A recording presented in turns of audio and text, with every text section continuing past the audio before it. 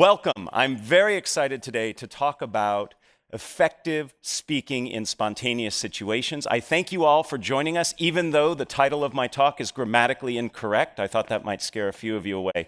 But I learned teaching here at the business school, catching people's attention is hard, so something as simple as that I thought might draw a few of you here. So this is going to be a highly interactive and participative workshop today. If you don't feel comfortable participating, that's completely fine, but do know I'm going to ask you to talk to people next to you. There'll be opportunities to stand up and practice some things, because I believe the way we become effective communicators is by actually communicating. So let's get started right away. I'd like to ask you all to read this sentence, and as you read this sentence, what's most important to me is that you count the number of F's that you find in this sentence. Please count the number of F's. Keep it quiet to yourself.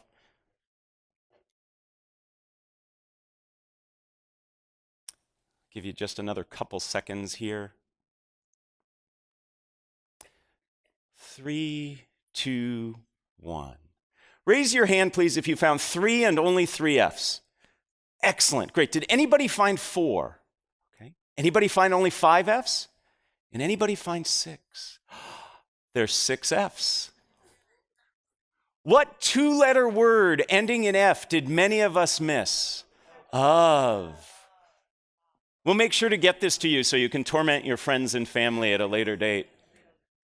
When I first was exposed to this over 12 years ago, I only found 3, and I felt really stupid. So I like to start every workshop, every class I teach with this to pass that feeling. No, that's not why I do this. I do this because this is a perfect analogy for what we're going to be talking about today. The vast majority of us in this room, very smart people in this room, were not as effective as we could have been in this activity. We didn't get it right. And the same is true when it comes to speaking in public, particularly when spontaneous speaking. It's little things that make a big difference in being effective. So today we're going to talk about little things in terms of your approach, your attitude, your practice that can change how you feel when you speak in public. And we're going to be talking primarily about one type of public speaking. Not the type that you plan for in advance, the type that you actually spend time thinking about, you might even create slides for. These are the keynotes, the conference presentation, the formal toasts. That's not what we're talking about today. We're talking about spontaneous speaking. When you're in a situation that you're asked to speak off the cuff and in the moment. What we're going through today is actually the result of a workshop I created here for the business school. Several years ago, a survey was taken among the students, and they said, what are things we could do to help make you more successful here? And at the top of that list was this notion of responding to cold calls. Does everybody know what a cold call is? It's where the mean professor like me looks at some students and says, "What do you think?" And there was a lot of panic and a lot of silence. So as a result of that, this workshop was created, and a vast majority of first-year students here at the GSB go through this workshop. So I'm going to walk you through sort of a hybrid version of what they do. The reality is that spontaneous speaking is actually more prevalent than planned speaking. Perhaps it's giving introductions. You're at a dinner and somebody says, "You know so-and-so, would you mind introducing them?" Maybe it's giving feedback in the moment. Your boss turns to you and says, "Would you tell me what you think?" It could be a surprise toast. Or finally, it could be during the Q&A session. And by the way, we will leave plenty of time at the end of our day today for Q&A. I'd love to hear the questions you have about this topic or other topics related to communicating. So our agenda is simple. In order to be an effective communicator, regardless of if it's planned or spontaneous, you need to have your anxiety under control. So we'll start there.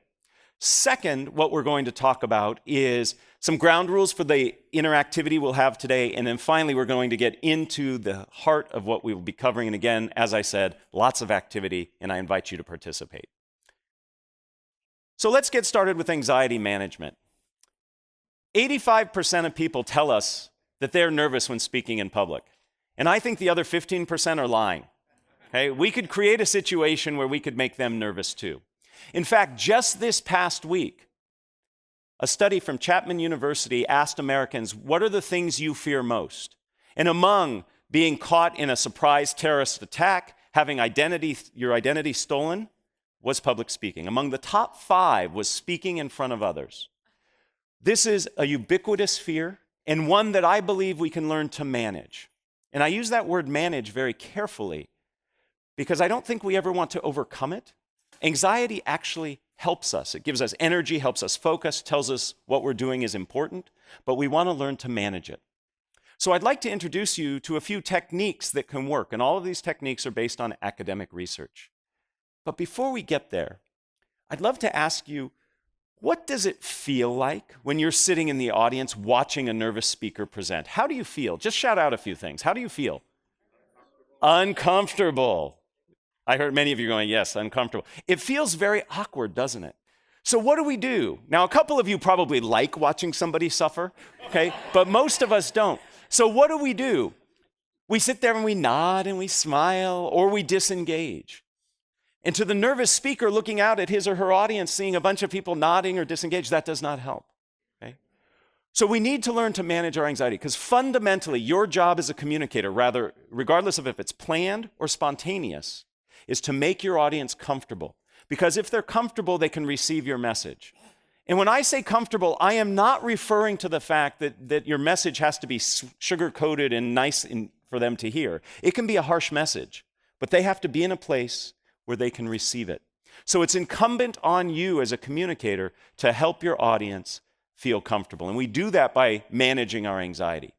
So let me introduce you to a few techniques that I think you can use right away to help you feel more comfortable. The first has to do with when you begin to feel those anxiety symptoms. For most people, this happens in the initial minutes prior to speaking. In this situation, what happens is many of us begin to feel whatever it is that happens to you. Maybe your stomach gets a little gurgly, maybe your legs begin to shake, maybe you begin to perspire. And then we start to say to ourselves, oh my goodness, I'm nervous. Uh-oh, they're going to tell I'm nervous. This is not going to go well. And we start spiraling out of control.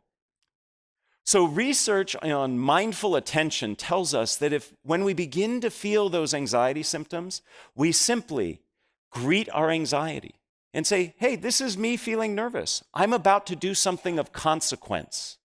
And simply by greeting your anxiety and acknowledging it, that it's normal and natural. Heck, 85% of people tell us they have it. You actually can stem the tide of that anxiety spiraling out of control. It's not necessarily going to reduce the anxiety, but it will stop it from spinning up.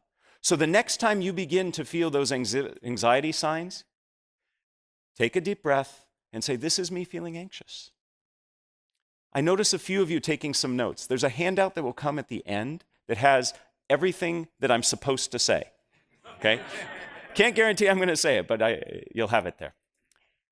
In addition to this approach, a technique that works very well, and this is a technique that I helped do some research on way back when I was in graduate school, has to do with reframing how you see the speaking situation.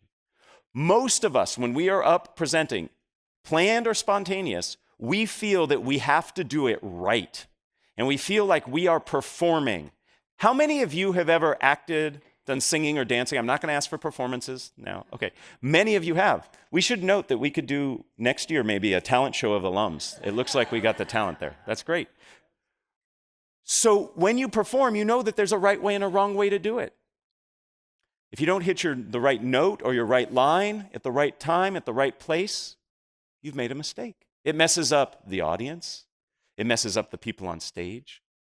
But when you present, there is no right way. There's certainly better and worse ways, but there is no one right way. So we need to look at presenting as something other than performance.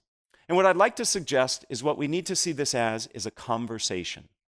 Right now, I'm having a conversation with 100+ people rather than saying I'm performing for you. But it's not enough just to say this is a conversation. I want to give you some concrete things you can do. First, start with questions. Questions, by their very nature, are dialogic. They're two-way. What was one of the very first things I did here for you? I had you count the number of F's and raise your hands. I asked you a question. That gets your audience involved. It makes it feel to me as the presenter as if we are in conversation. So use questions. They can be rhetorical. They can be polling. Perhaps I actually want to hear information from you. In fact, I use questions when I create an outline for my presentations. Rather than writing bullet points, I list questions that I'm going to answer. And that puts me in that conversational mode. If you were to look at my notes for today's talk, you'll see it's just a series of questions. Right now, I'm answering the question, how do we manage our anxiety? Beyond questions, another very useful technique for making us conversational is to use conversational language. Many nervous speakers distance themselves physically. If you've ever seen a nervous speaker present, he or she will say something like this, "Welcome, I am really excited to be here with you." They pull as far away from you as possible because you threaten us, speakers. You make us nervous, so we want to get away from you. We do the same thing linguistically. We use language that distances ourselves. It's not unusual to hear a nervous speaker say something like, "One must consider the ramifications," or "Today we're going to cover step 1, step 2, step 3. That's very distancing language. To be more conversational, use conversational language. Instead of "one must consider," say, "This is important to you. We all need to be concerned with." Do you hear that inclusive conversational language? Has to do with the pronouns. Instead of step 1, step 2, step 3. First, what we need to do is this. The second thing you should consider is here. Use conversational language. So being conversational can also help you manage your anxiety.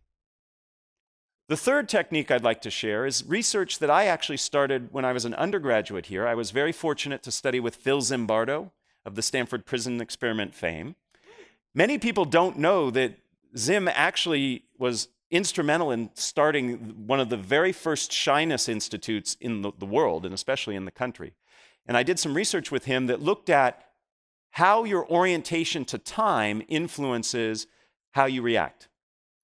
And what we learned is if you can bring yourself into the present moment, rather than being worried about the future consequences, you can actually be less nervous. Most of us, when we present, are worried about the future consequences. My students are worried they're not going to get the right grade. Some of you are worried you might not get the funding, you might not get the support, you might not get the laughs that you want.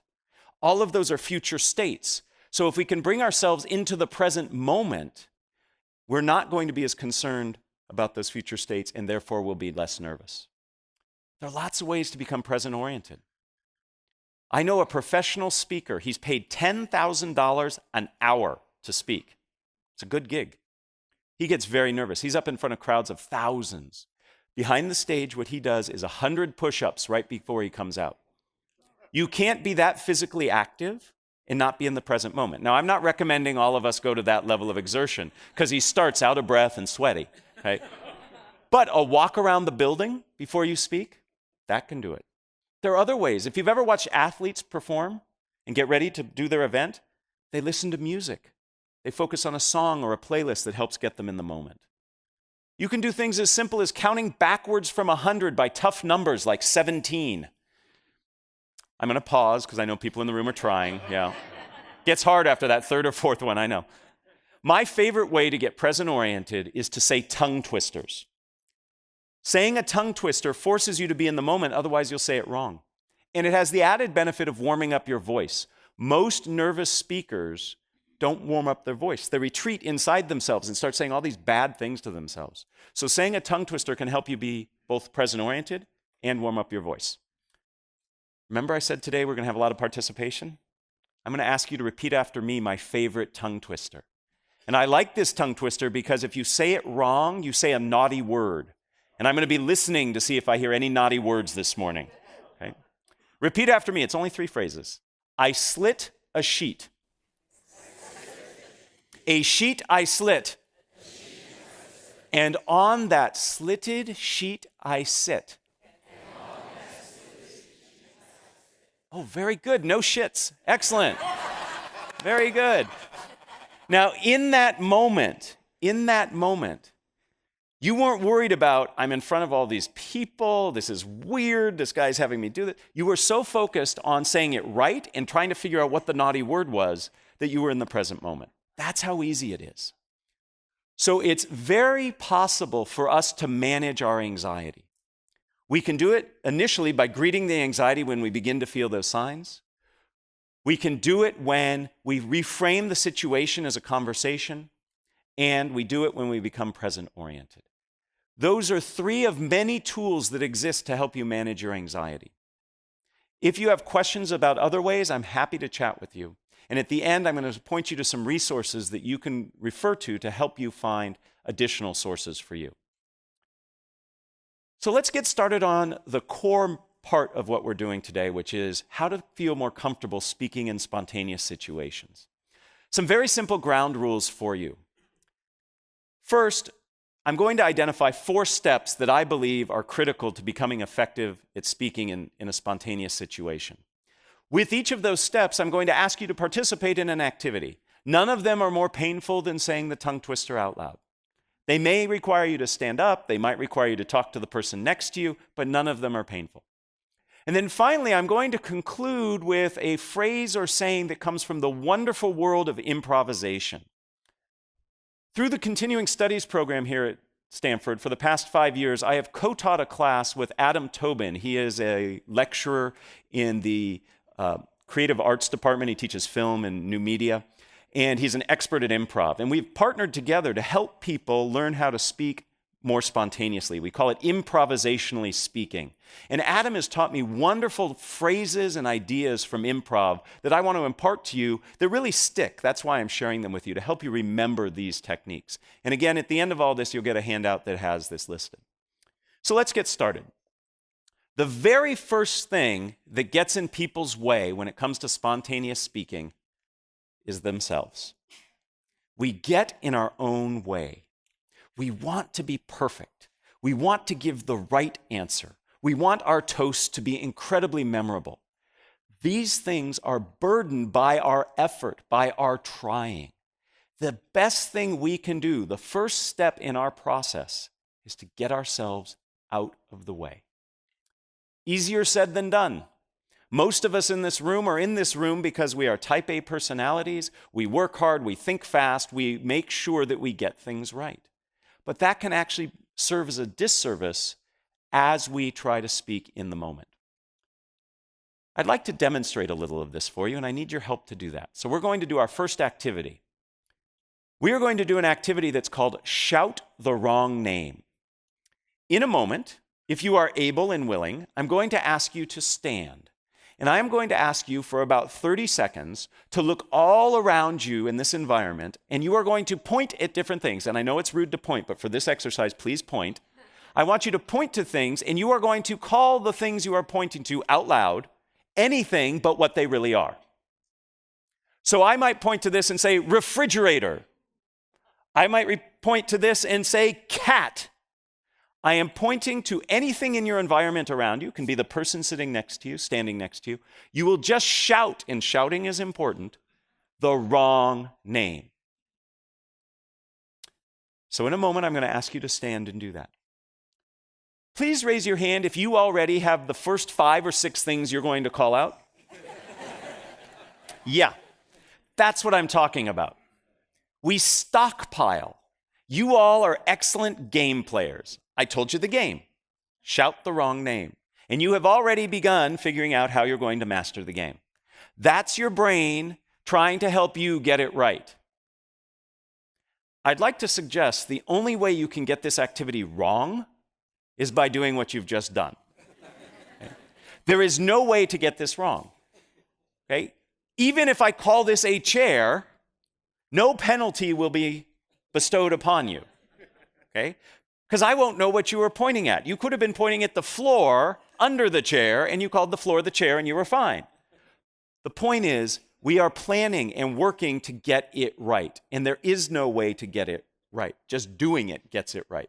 Okay, so let's try this now. We're going to play this game twice. Again, it's for 30 seconds. If you are willing and able, will you please stand up? You can do this seated, by the way, but if you're willing and able, let's stand up. Okay, in a moment, I am about to say go, and I would like for you to point at anything around here, including me. It's okay to point at me. I hope it's not a bad thing you say when you point at me, but point at different things and loudly and proudly call them different than what they are. Ready? Begin. Porcupine, California, salt shaker, car, library, tennis racket, purple, orange, putrid, hello, Time.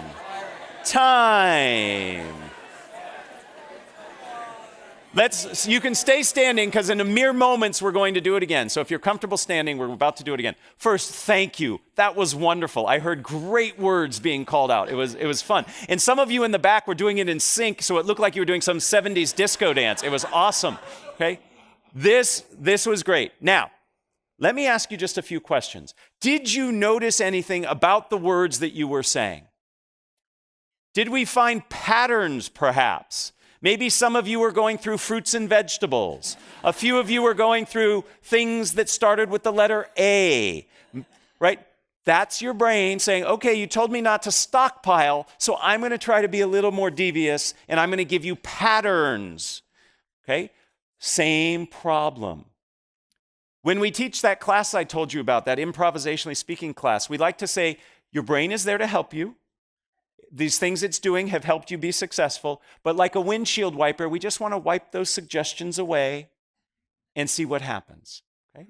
So we're going to do this activity again. This time, try the best you can to thank your brain if it provides you with patterns or stockpiles, and just say, thank you, brain, and disregard them. Okay? So let's see what happens when we're not stockpiling and we're not playing off patterns. We'll do this for only 15 seconds. See how this feels. Baby steps. Ready? Begin. Kodak. Bicycle chain. Skateboard. Bananas. Purple. Putrid.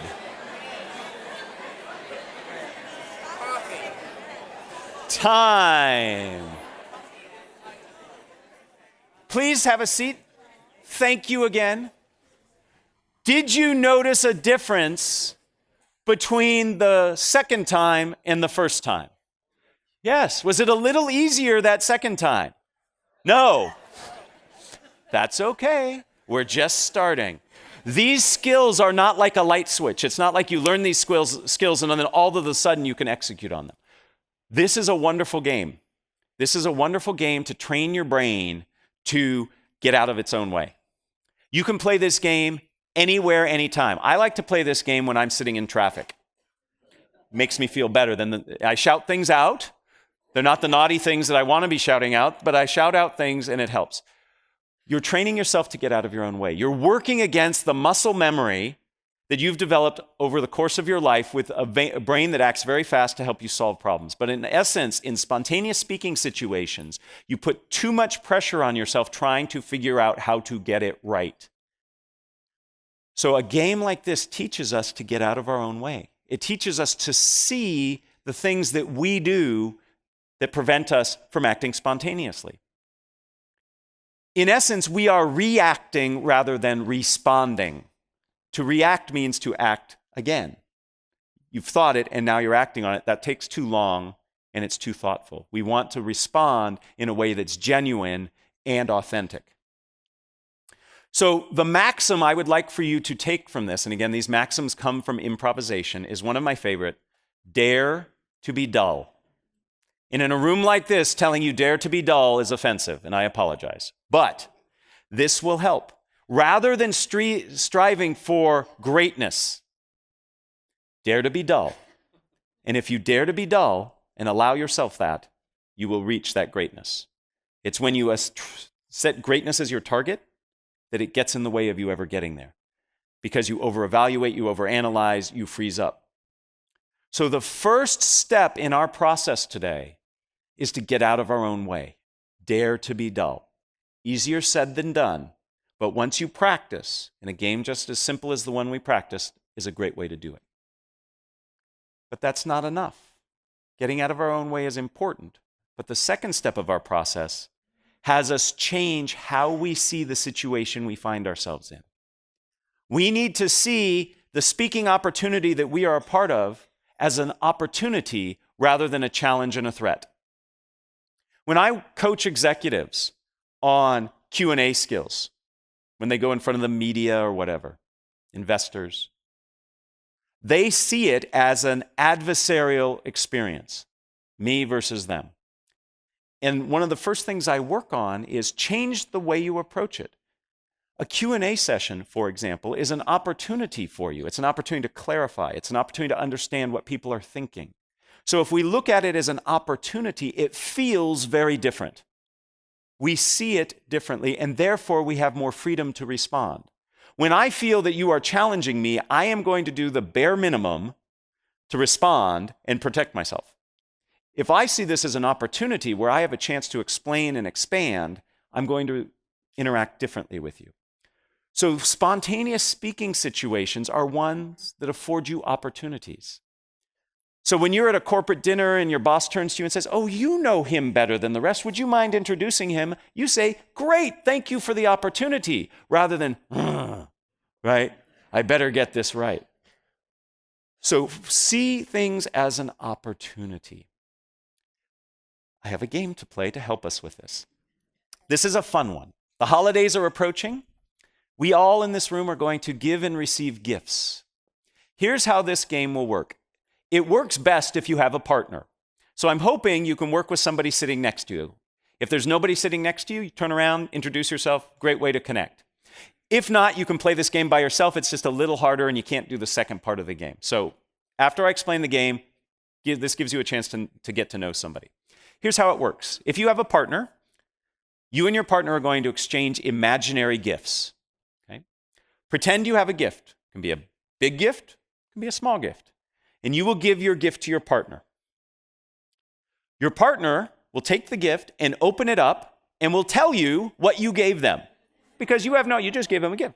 So you are going to open up the box and you're going to look inside and you are going to say the first thing that comes to your mind in the moment, not the thing you have all just thought of. Or the thing after that. Remember what we talked about before? That still plays. That's still in play. Okay, you're stockpiling. Look in there. My favorite that I said, somebody gave me a gift during playing this game. I looked inside and I saw a frog leg. I don't know why I saw a frog leg, but that's what I said. That's the first part of the activity. Now, the opportunity is twofold in this game. The opportunity is for you, the gift receiver, to name a gift. That's kind of fun. That's an opportunity. It's not a threat. But the real opportunity is for the gift giver, because the gift giver then has to say, so you look and you say, "Thank you for giving me a frog's leg." And the person will look at you and say, "I knew you wanted a frog's leg because."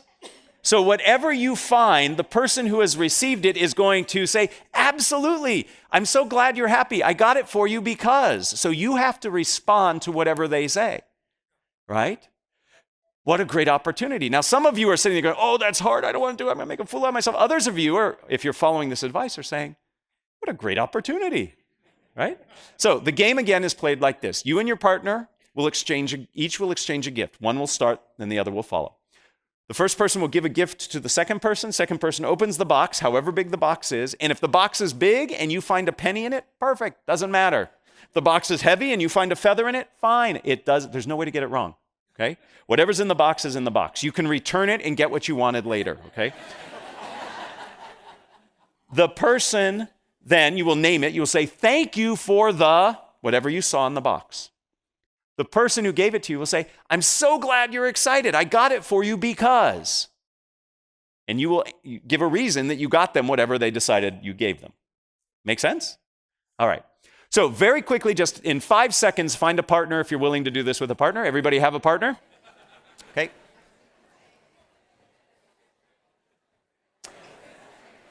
All right, in your partnerships, pick an A person and a B person. You may stand or sit, it's totally up to you. Pick an A and pick a B. Okay? B goes first. Ha ha ha. All right. B give A a gift. B give A a gift. A thank them. And then B will name and give the reason they gave it to him.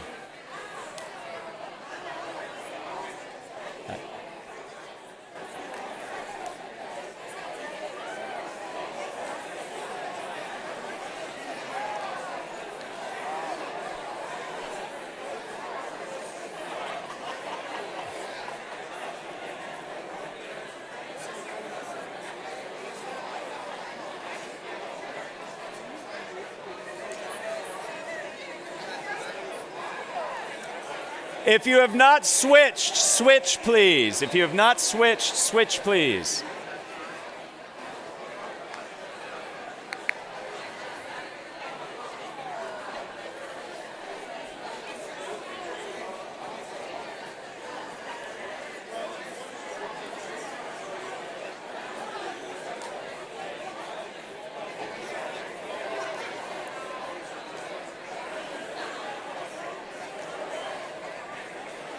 Let's wrap it up in 30 seconds, please. Let's wrap it up.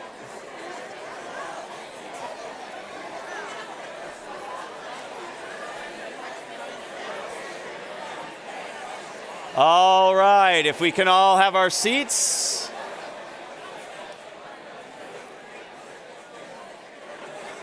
If we can all take our seats, please.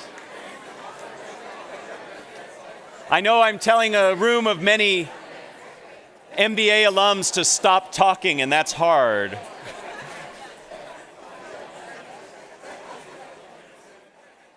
All right, ladies and gentlemen, did you get what you wanted? Pretty neat, huh? You always get what you want. Now, for some of you, this was really hard because you were really taking the challenge and not seeing what was in the box until you looked in there. Okay? Was anybody surprised by what you found in the box? What did you find, sir? What was in the box? What? Wow. Nice. Nice. If you've got a Ferrari, you need a transmission. I like it. Who else found something that was surprising? What did you find? A live unicorn. That's a great gift, right? How was it as the gift giver? Were you surprised at what your partner found in the box? Isn't it interesting that when we give an imaginary gift, knowing that the person's going to name it, we already have in mind what they're going to find? And when they say live unicorn, we go, well, that's interesting, right? So the point of this game is to, one, remind ourselves we have to get out of our own way, like we talked about before, but to see this as an opportunity and to have fun. I love watching people play this game. The number of smiles that I saw amongst you, and I have to admit, when I first started, some of you looked a little dour, a little doubting, okay? But in that last game, you were all smiling and looked like you were having fun. So when you reframe the spontaneous speaking opportunity as an opportunity, as something that you can co-create and share, all of a sudden, you are less nervous, less defensive, and you can accomplish something pretty darn good. In this case, a fun outcome. This reminds us of perhaps the most famous of all improvisation sayings, yes and. A lot of us live our communication lives saying no but.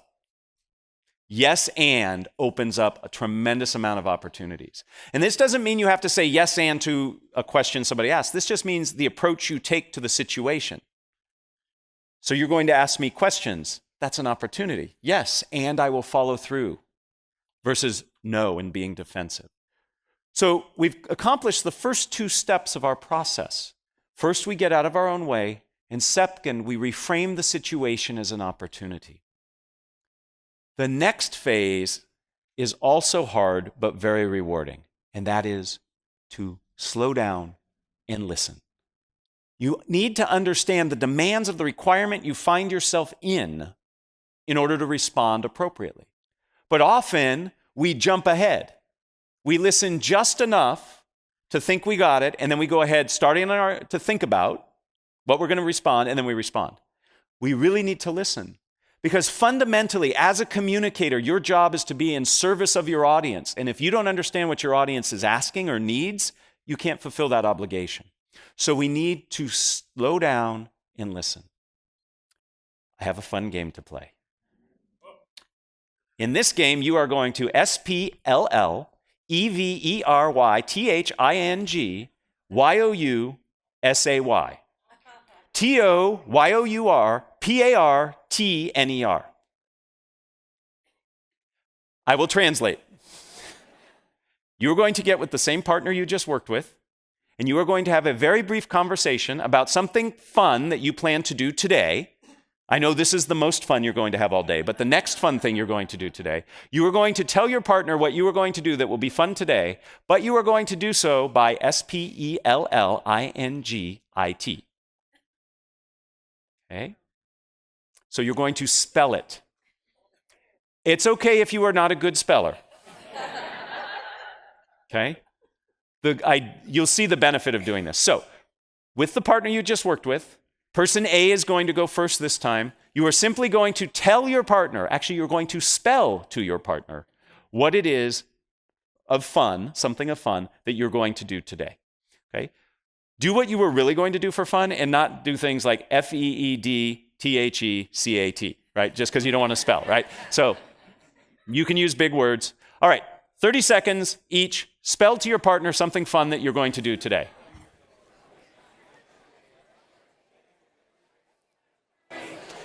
Would you like to play? Go ahead. Gothegame. Oh my goodness, say it again. Spell it again. Yep. Yep. EXCEELLENT. IHOPETHAT THEYWIN. EXCELLENT.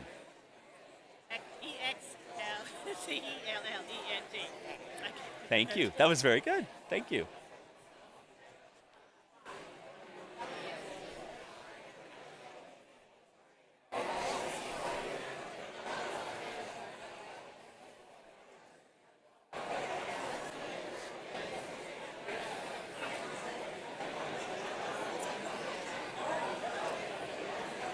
If you have not switched, switch. Take 30 more seconds with the new partner spelling.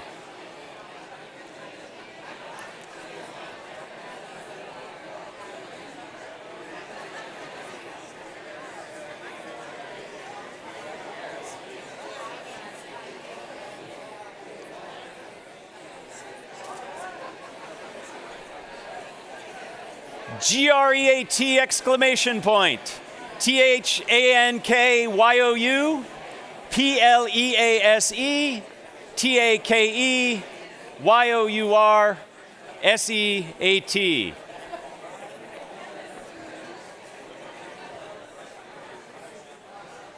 So what did we learn? What did we learn? Besides that we're not so good at spelling. You have to pause between the words. How did this change your interaction with the person you were interacting with? What did you have to do? Focus and listen. And you can't be thinking ahead. You have to be in the moment. When you listen and truly understand what the person is trying to say, then you can respond in a better way, a more targeted response.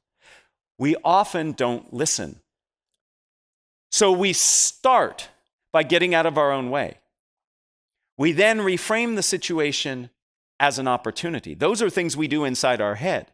But in the moment of interacting, we have to listen first before we can respond to the spontaneous request. Perhaps my most favorite maxim comes from this activity.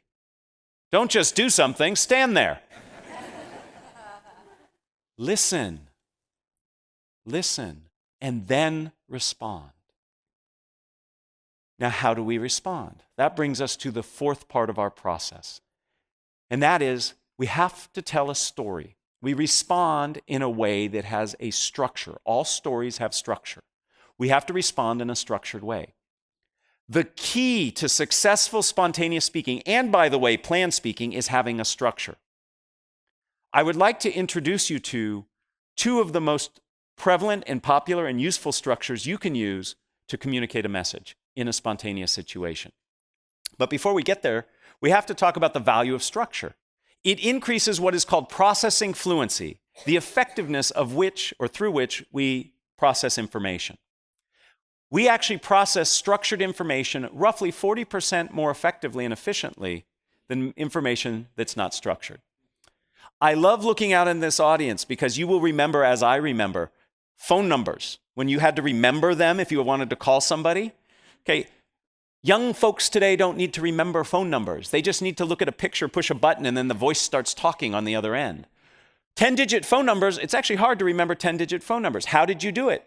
You chunked it into a structure, 3, 3, and 4. Structure helps us remember. The same is true when speaking spontaneously or in a planned situation. So let me introduce you to 2 useful structures. The first useful structure you have probably heard or used in some incarnation. It is the problem, solution, benefit structure. You start by talking about what the issue is, the problem. You then talk about a way of solving it, and then you talk about the benefits of following through on it. Very persuasive, very effective. Helps you as the speaker remember it, helps your audience know where you're going with it. When I was a tour guide on this campus many, many, many years ago, what do you think the single most important thing they drilled into our head? It took a full quarter, by the way, to train to be a tour guide here. They used to line us up at one end of the quad and have us walk backwards straight. And if you failed, you had to start over. To this day, I can walk backwards in a straight line because of that. As part of that training, what do you think the most important thing they taught us was? Never lose your tour group. I'm not joking. Never lose your tour group. The same is true as a presenter. Never lose your audience. The way you keep your audience on track is by providing structure. None of you would go on a tour with me if I said, "Hi, my name's Matt, let's go." You want to know where you're going, why you're going there, how long it's going to take. You need to set expectations, and structure does that. Problem, solution, benefit is a wonderful structure to have in your back pocket. It's something that you can use quickly when you're in the moment. It can be reframed so it's not always a problem you're talking about. Maybe it's an opportunity. Maybe there's a market opportunity you want to go out and capture. It's not a problem that we're not doing it, but maybe we'd be better off if we did. So it becomes opportunity, solution, which are the steps to achieve it, and then the benefit. Another structure, which works equally well, is the what, so what, now what structure. You start by talking about what it is. Then you talk about why it's important, and then what the next steps are. This is a wonderful formula for answering questions, for introducing people. So if I'm in the moment somebody asks me to introduce somebody, I change the what to who. I say who they are, why they're important, and what we're going to do next. Maybe listen to them, maybe drink our wine, whatever, right? What, so what, now what? The reality is this: when you are in a spontaneous speaking situation, you have to do 2 things simultaneously. You have to figure out what to say and how to say it. These structures help you by telling you how to say it. If you can become comfortable with these structures, you can be in a situation where you can respond very ably to spontaneous speaking situations. We're going to practice, because that's what we do. Here's the situation. Is everybody familiar with this child's toy? It's a slinky. Okay? You are going to sell this slinky to your partner using either problem, solution, benefit, or opportunity, solution, benefit. What does the slinky provide you? Or you could use what, so what, now what? What is it? Why is it important? And the next steps might be to buy it. Okay? So by using that structure, see how already it helps you? It helps you focus. Get with your partner. And we're only going to have one partner sell to the other partner. Okay? So get with your partner. One of you will volunteer to sell to the other. Okay? Sell a slinky using problem, solution, benefit, or what, so what, now what. Please begin.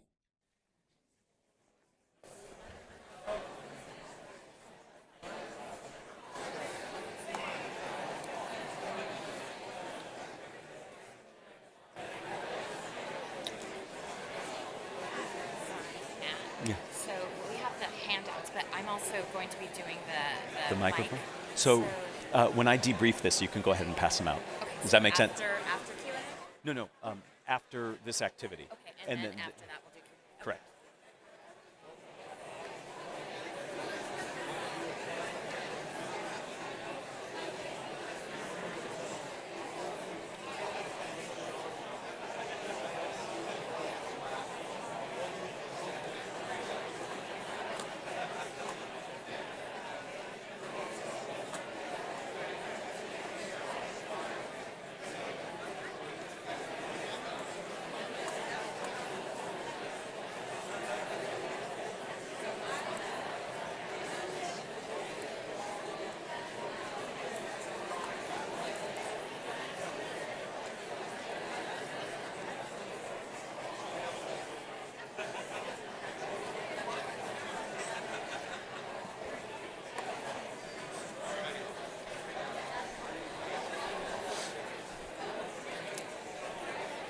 30 more seconds, please.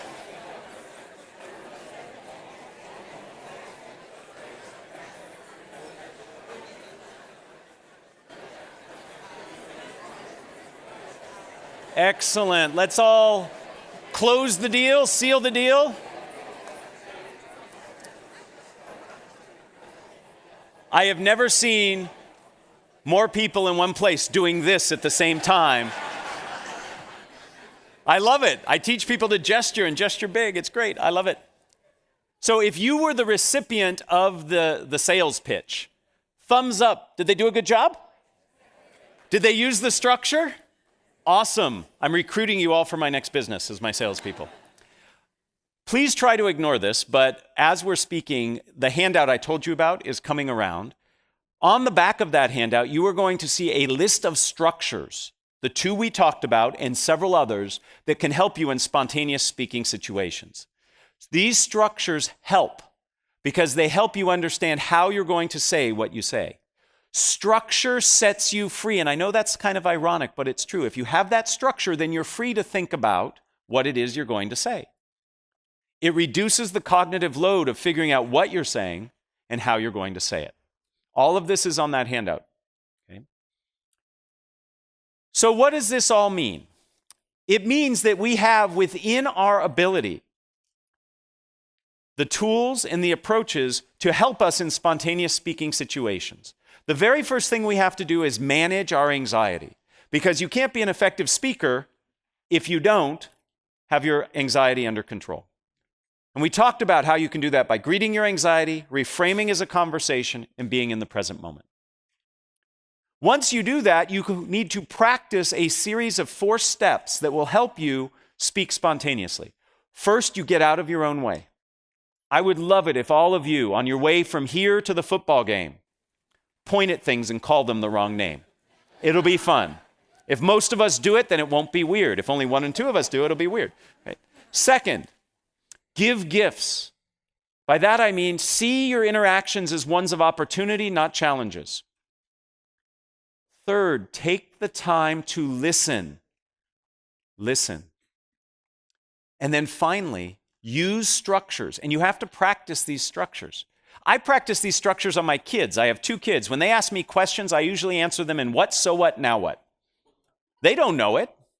But when they go over to their friends' houses and they see their friends ask their dads questions, they don't get what, so what, now what. So, you have to practice.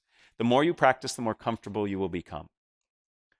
Ultimately, you have the opportunity before you to become more compelling, more confident, more connected as a speaker if you leverage these techniques. If you're interested in learning more, this is where I do a little plug. Okay, I've written a book. Many of the MBA students who take the strategic communication classes here that I and others teach read it. It's called Speaking Up Without Freaking Out. More importantly, there's a website here that I curate called No Freaking Speaking. And it has lots of information that I've written and others have written about how to become more effective at speaking. So that's the end of my plug. What I'd really like to do is enter into a spontaneous speaking situation with you. And I would love to entertain any questions that you have. There are 2 people who are running around with microphones. So some of us who remember the Phil Donahue show, we're going to do a little bit of that. If you have a question, the microphone will come, and I'm happy to answer it. I think if you... Is it on? Yeah. Okay. We can hear you. Great. Can you talk about hostile situations? Hostile situations, yes. So when you find yourself in a challenging situation, first, it should not become a surprise to you. It should not be a surprise. Before you ever speak, you should think about what is the environment going to be like. So it shouldn't surprise you that there might be some challenges in the room. When there are hostile situations that arise, you have to acknowledge it. So if somebody says, "That's a ridiculous idea, why did you come up with that?" To simply say, "So the idea I came up with was," right? Acknowledge the emotion. I recommend not naming the emotion, right? So you sound really angry. The person says, "I'm not angry, I'm frustrated." Now we're arguing over their mental state, right? Emotional state. So I say something like, "I hear you have a lot of passion on this issue," or "I hear there's great concern from you." So you acknowledge the emotion, because otherwise it sits in the room. And then reframe or respond the way that makes sense. So if somebody raises their hand and says, "Your product is ridiculously priced. Why do you charge so much?" I might say, "I hear great concern. And what you're really asking about is the value of our product. And I would give my value proposition, and then I would come back and say, and because of the value we provide, we believe it's priced fairly. So you answer the question about price, but you reframe it in a way that you feel more comfortable answering it. So the way to do this is to practice all the skills we just talked about. The only skill that I'm adding to this is the awareness in advance that you might be in that situation. First, I have to truly listen to what I'm hearing, right? It's very easy for me when I hear a challenging question to get all defensive and not hear what the person's asking. I see it as an opportunity to reframe and explain. Okay, so again, you have to practice, but that's how I think you address it. Are there other questions? I see a question back here. Yes, please. Yes, first of all, thank you very much. Great presentation. Thank you. For a lot of the speaking I do, I have remote audiences, so audiences distributed all over the country with telecom. Any tips for those kinds of audiences? So when you are speaking in a situation where not everybody is co-located, okay? In fact, right at this very moment, there are people watching this presentation remotely. What you need to do is be mindful of it. Second, try to include engagement techniques where the audience actually has to do something. So physical participation is what we did here through the games. You can ask your audience to imagine something. Imagine what it would be like if, when we try to achieve a goal. Rather than saying, here's the goal we're trying to achieve, say, imagine what it would be like if. See what that does to you. It pulls you in.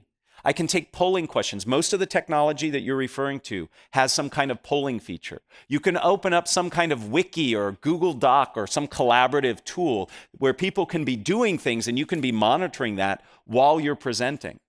So I might take some breaks. I talk for 10, 15 minutes and say, okay, let's apply this and let's go into this Google Doc I've created and I see what people are doing. So it's about variety and it's about engagement. Those are the ways that you really connect to people who are remote from you. Other questions? Who you're pointing? Oh, I've got to look for where the mic is. Yes, please. This may be similar to the first question, Sure. but I do a lot of expert witness testimony. What's your recommendation for handling cross-examination, specifically? I feel like I'm being cross-examined, right? That's very hostile. So in any speaking situation that you go into that has some planned element to it, I recommend identifying certain themes that you think are important or believe need to come out. And then with each one of those themes, have some examples and concrete evidence that you can use to support it. You don't go in with memorized terms or ways of saying it. You just have ideas and themes, and then you put them together as necessary. So when I'm in a situation where people are interrogating me, I have certain themes that I want to get across and make sure that I can do that in a way that fits the needs in the moment. If it's hostile, again, the single best tool you have to buy yourself time and to help you answer a question efficiently is paraphrasing. The paraphrase is like the Swiss Army knife of communication. If you remember the show MacGyver, it's your MacGyver tool, right? So when a question comes in, the way you paraphrase it allows you the opportunity to reframe it, to think about your answer, and to pause and make sure you got it right. So when you're under those situations, if you have the opportunity to paraphrase, say, so what you're really asking about is X, Y, and Z, that gives you the opportunity to employ one of these techniques. Now, I've never been an expert witness because I'm not an expert on anything, but those tools, I believe, could be helpful. The microphone is back there. Thank you.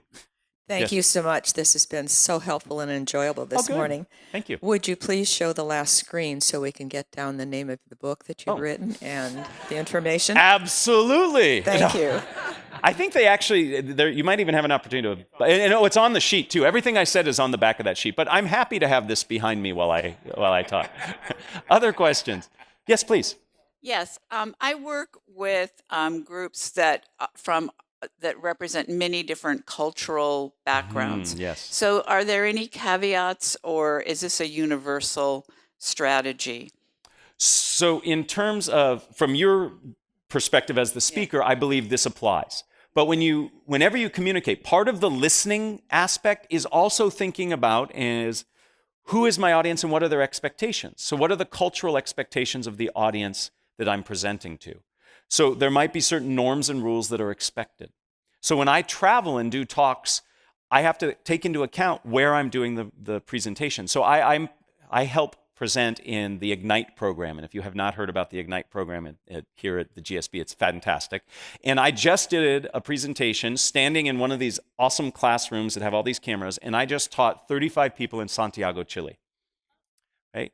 And I needed to understand the cultural expectations of that area and what they expect and what they're willing to do when I ask them to participate. So it's part of that listening step where you reflect on what are the expectations of the audience.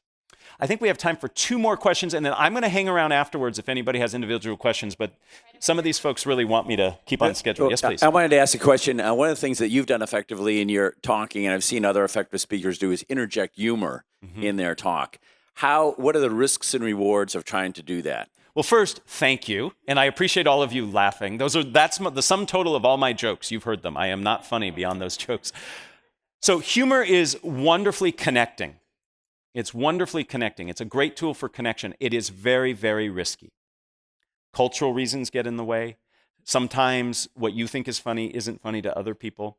What research tells us is that if you're going to try to be funny, self-deprecating humor is your best bet, okay? Because it is the least risky.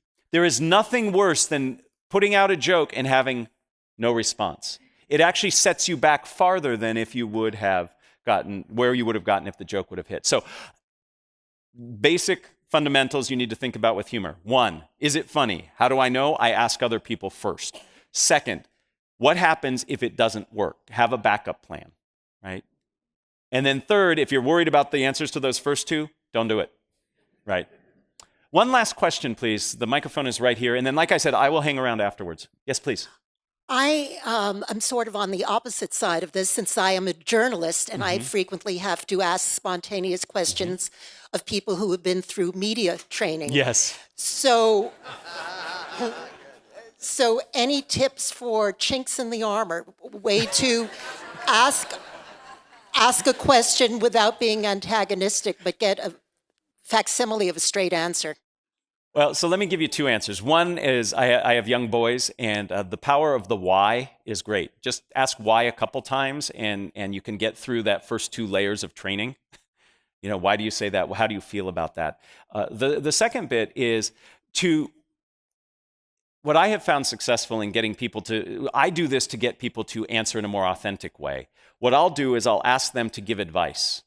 So what advice would you give somebody who's challenged with this? Or what advice would you give to somebody in this situation? And by asking for the advice, it changes the relationship they have to me as the question asker, and I often get much more rich, detailed information. So the power of the why, and then put them in a position of providing guidance, and that can really work.